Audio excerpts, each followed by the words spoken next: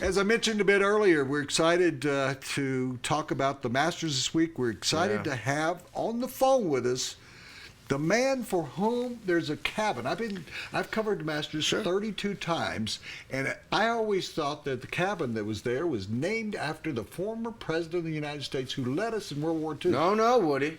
Tripp Isenhour. Yeah. Golf Channel analyst. Yeah. Former great golfer. Yeah. Commentator. Coming live with Golf Central's. And we had David Duvall on yesterday, a good friend of mine, but it's a pleasure for us to be joined by Les. How you doing, Les? I'm doing great, guys. How are you? I used to have a tree there, too. We lost that last week. So.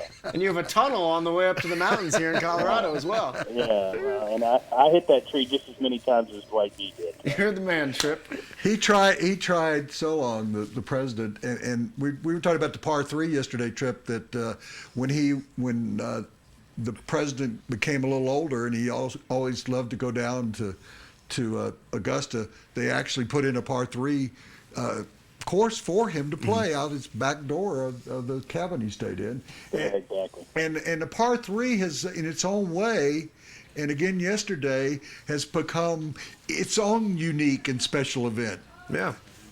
Well, it really has. I mean, this tournament is just like no other. It's not only the first major of the year, it's the best major of the year. It's on the best golf course in the world. And we heap such huge expectations on the Masters year after year, and it always delivers. It's just so rare to find a tradition like that just always lives up and beyond the expectations. Tripp, we look at the Tiger Woods hype right now. Is it fair to think that this guy could be in contention on Sunday?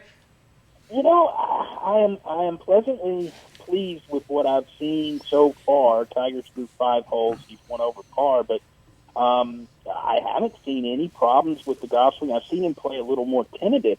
Like on the 5th hole, he had a 3-wood. He had 217 yards to that hole location, and that's laying way back there. That's given a lot to the field. I think he's going to have to step it up just a little bit more with the aggressiveness. But the swing, to me, what I have noticed with Tiger over the last couple of years is, particularly with the back injury, it's like it's really nice and smooth on the range, and he gets on the golf course and he tries to amp up the power, and the golf swing gets terribly out of sync, and then the golf ball starts going all over the place. I have not seen that so far through 5 holes, which is a good sign for Tiger that he's made the progress that he wanted to make when he took the time away after the Farmers Insurance Open. Tripp Isenhour, one of the premier golf analysts in the country on any network, and of course he works for the Golf Network, and he's joining us for a bit. We really appreciate that, and taking time out, I assume, from a pimento cheese sandwich, which is only still $4. I think it's been $4 since 1936. Right, I think, right. and it's still the best pimento cheese sandwich in the world. Duvall told us yesterday that if Roy McIlroy plays his game, nobody will beat him. Is this tournament wide open with Tiger Woods? I'm picking Dustin Johnson. I think he has the length, the strength, and since he's come back, he's played so special after his, quote, leave of absence from the tour. Do you have someone special you're watching and you're paying attention to that you think can break open here this week? Well, I've got 2 people that and I'm focusing. I think DJ is a wonderful pick. I've got DJ as probably my 6th favorite. Simply because DJ's got to have the ball striking week of his life, and he has been hitting the ball beautifully. He can overpower the golf course. He can get to every par 5 and have 2 putts, which is the one thing Bubba Watson does time and time again here. But I think the short game and just making those 8-9 foot putts that you're going to have that have all that break, the imagination that you need to do that, I think that might be DJ's one lacking element, but he can overcome that with the power. My 2 guys are, I love Jordan Spieth. I think he's playing fantastic right now, and he's got that imagination with the putter working beautifully, and he has one of the best short games on the tour from inside 100 yards. The other guy has all the tools. If you design somebody with a toolbox to play Augusta National, it's Jason Day, a guy who's finished 2nd and 3rd there in recent times. Last year he was injured, part of the reason why he didn't have a top 20 there. But I do think that those 2 players, I think they're going to be part of the story late Sunday. I just think Jordan's playing fantastic. Jason has a win already this year. and he's got all that horsepower to get to the par fives and make this golf course seem fairly easy at times. We're talking to Tripp Isenhour from the Golf Channel. Tripp, I'm fascinated by some of the other names out there, maybe a Bubba Watson. Who are some of these guys that you haven't mentioned yet that you think could also be in contention on Sunday, and maybe will experience help those guys? Well, one of them is Phil Mickelson. I mean, he's 3 under par right now through the 16th hole. He's played the par fives. He had an eagle on number 8, first eagle he's had, 1995 on the 8th hole.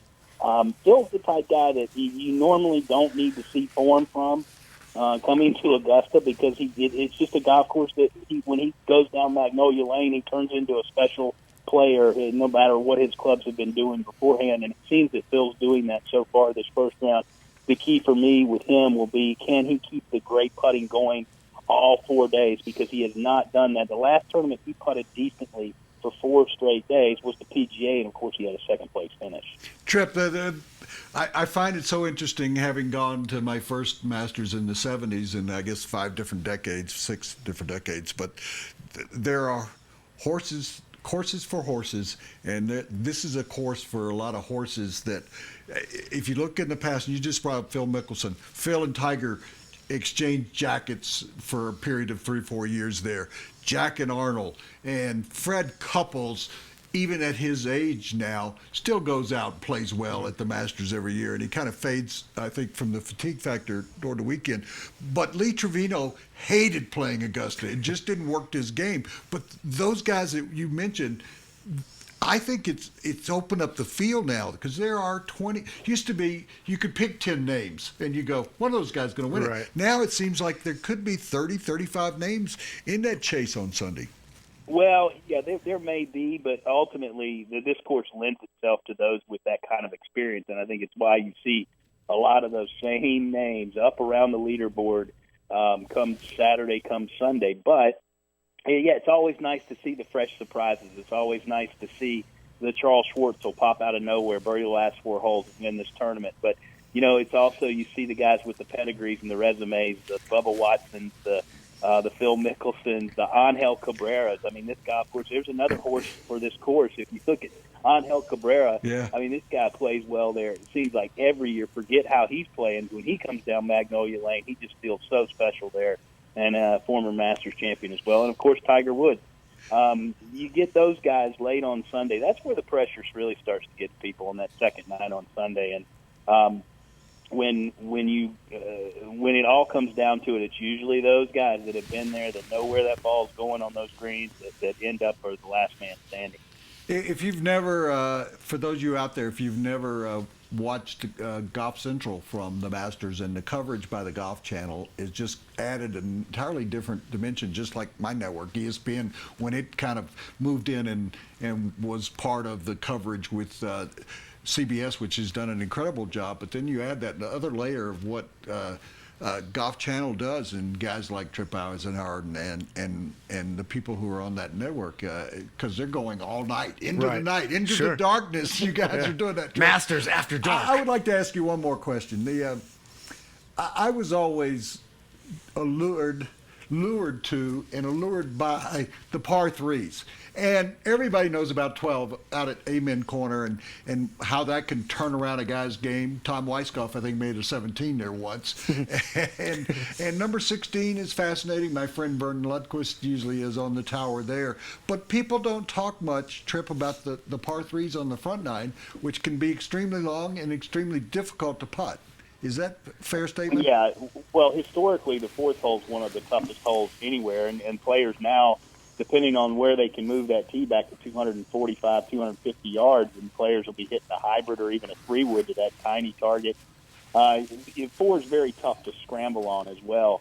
But you'll see players that know the game, and I go back to Phil Mickelson on 4 a couple of years ago when he was right in contention, ended up making a 6 on that hole, but he was missing that green to the left because he knew anything right of the flag he couldn't get up and down. But that's the guile, the experience that these players have, and the knowledge that they have on the par threes. And watching Tiger on the 6th hole right now, and Tiger just flared it out to the right. He's pin high right, and he's going to have an extremely difficult up and down because there's a tiny table where the green sits. and it is just a small area for Tiger to have to get that ball up and down. Tripp, I'm going to tell you just two stories that you don't know. Number 4, or the first par 3, if you go, when you're walking your course this week, if you go off right into those woods right there, there's the only palm tree on Augusta National is a little bit deep in that woods there. Did you know about that, Tripp? I did not. Well, I did not. I never went that far right. well, I have when I played there, but I on that hole when they put that pin back, that I was on the edge of the green, and my caddy told me to hit it over the green, and we'd try and get up and down there. And I said, I'm on the green. He said, you're never going to get it close to the pin. I don't think people realize, because for over the years, they only showed the back 9. Yeah. And I don't know that, again, a lot of people realize that this course was flipped. The back 9 would have been the front 9, and the reason why they changed it is because of the dew in the morning when the players teed up. Yeah. Actually, the frost, because the way 10 and 11 and 12 sit down, they had so many frost delays, but the front 9 was able to play, so that's exactly why they switched it. Yeah. That is, a few people know about that, but yeah, that's the case. Tripp, we really appreciate your time, and we look forward to your coverage all week from Augusta National on the Golf Channel. Thank you so much, guys. Appreciate Thanks, it. Tripp.